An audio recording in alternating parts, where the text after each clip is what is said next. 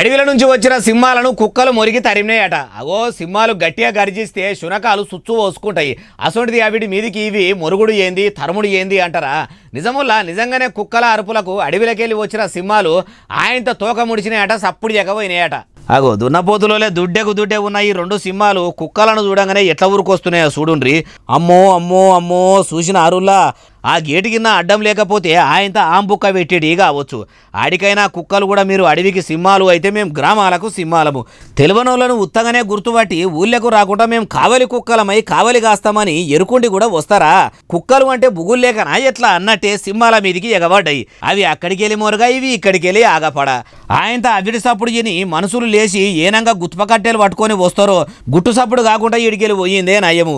అడవి ఆఫీసర్లకు ఫోన్ కొడితే ఫారెస్ట్ అధికారులు మమ్మల్ని పట్టుకపోయి బోన్లా పెడితే అడవిల రాజుల లెక్క బతికే మేము జూ పార్కుల బోన్లా జైల్లో ఖైదులు బతికినట్టు బతికే కాడికి వస్తుంది అనుకున్నాయో ఏమో గానీ ఆయనతో అడికెళ్ళి జారుకున్నాయి. ఈ సింహాలు అడవిలకెళ్ళి ఏ ఊళ్ళకు వచ్చినాయి? జనసంచారం ఎక్కువ లేని అంత పెద్ద వనంను ఆనుకొని ఉన్న ఆ ఊళ్ళే సీసీ కెమెరాలు కూడా పెట్టిండ్రు. ఏడనంటే గుజరాత్ రాష్ట్రంలో ఉన్న ఆమ్రేలీలనట.